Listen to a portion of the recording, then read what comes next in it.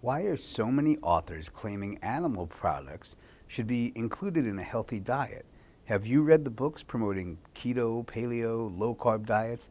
Do they have science to support their claims?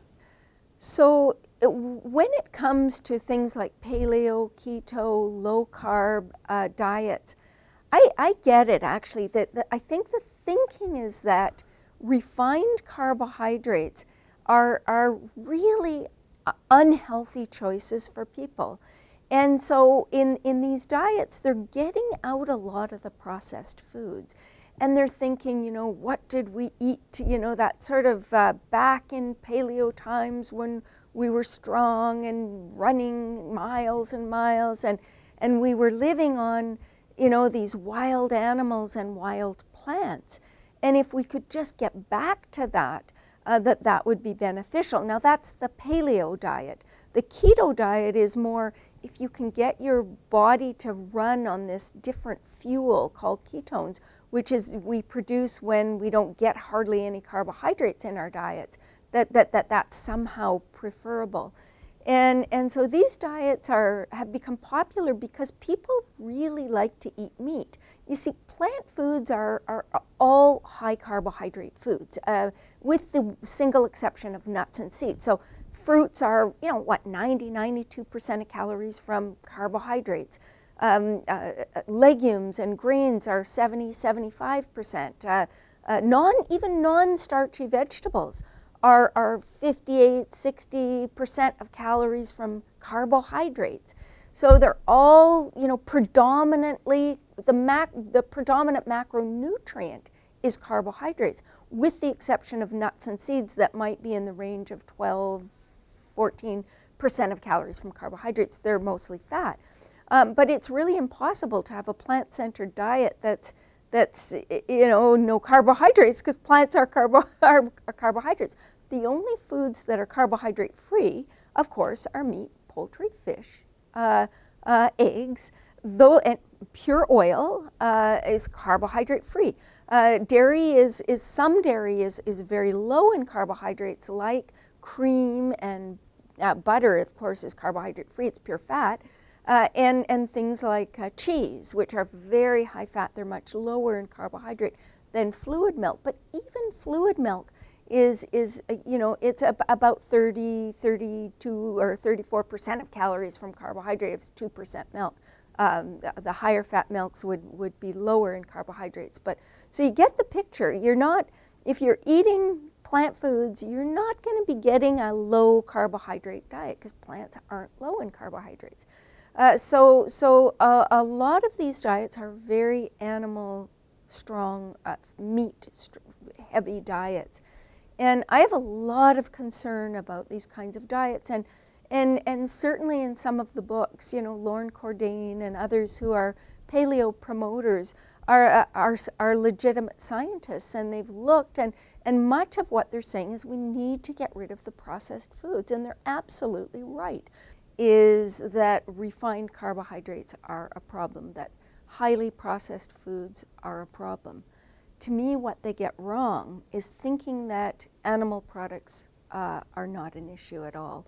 And I again, if you look back at Paleolithic anthropology, nutritional anthropology, and the estimates of what people actually consumed in Paleolithic times, one of the things that's really interesting is that these estimates certainly indicated that these diets were fairly high in protein, so around 25-30% of calories from protein, which is what these new paleo folks do as well.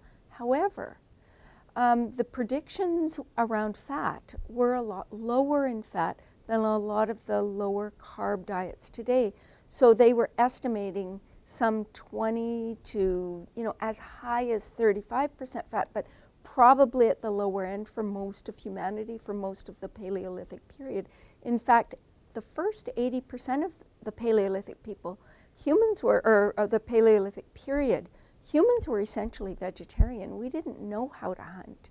If there was something dead, we might try to, take a bite out of it, but we didn't have the real capacity to kill anything of any size. And it was only in the last 20% of the Paleolithic period that we learned how to hunt. And even then, these folks that have done this research said that even then, we were predominantly plant-based. And certainly people near the equator ate mostly plants. As you moved further north, so you increase the amount of hunting to provide enough food. But even the biggest hunters on the planet were averaging 70 grams of fiber a day. That's more than the average vegan eats. So they were eating a fair bit of fibrous plant matter. The averages, the estimates were 150 plus grams of fiber for people at the other end of the scale eating more plants. So I don't know of anybody eating a paleo diet today that comes anywhere close. And if you look at the estimates for things like vitamin C, 500 or 600 milligrams a day, that's probably more than the average vegan. It's way more than the average omnivore, and it's certainly far above what any paleo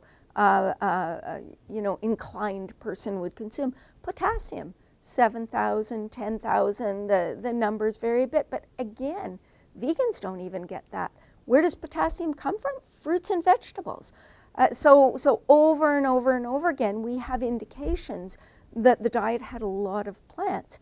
The other thing to know is animals consumed by Paleolithic man were certainly much lower in environmental contaminants, if not free of environmental contaminants, and they were extremely lean. So you're looking at an estimated percentage of calories from fat ranging from 6 to 16% of calories. Today's domestic animals are closer to 40, even 50% of calories from fat, and the very high fat products even higher. And so they're very different. These are not the same things. And if you look at domestic animals, well, we know these persistent organic pollutants move up the food chain. They're often pumped full of hormones and antibiotics. There are all kinds of factors that affect the healthfulness of meat today.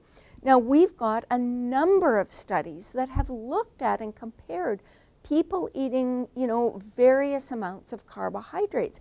And consistently, the people eating the least carbohydrates have about somewhere in the range of 26 to 32% higher mortality rates. The most interesting, I think, of these studies was a recent study that came out by Seidelman's group.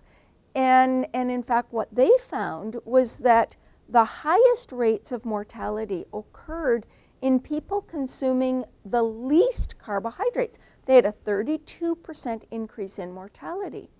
Now, the lowest mortality was associated with people consuming about 50 to 55% of calories from carbohydrate. And then in the high carbohydrate range, it was just fascinating because on average they had a 23% higher risk than people at the lowest end, but the range within that category was absolutely huge. So the bulk of the people that had an increased mortality that you could see on this chart was significantly increased. The researchers explained that these people were getting most of their carbohydrates from refined foods. These were people in poor countries that were relying on white flour, white rice products as their primary source of calories. Now, within that same category, we saw the very lowest mortality rates, and we would expect that that category of high carbohydrate eaters were getting their carbohydrates from whole plant foods. Now, the other thing that Seidelman's study showed is if you replace carbohydrate with animal fat or protein, you increase, and you will actually increase mortality by 18%. But if you replace carbohydrate with plant fat or protein, you reduce mortality by 18%. And so this is very consistent in the literature. We've seen multiple studies showing that plant predominant diets are protective for the human species.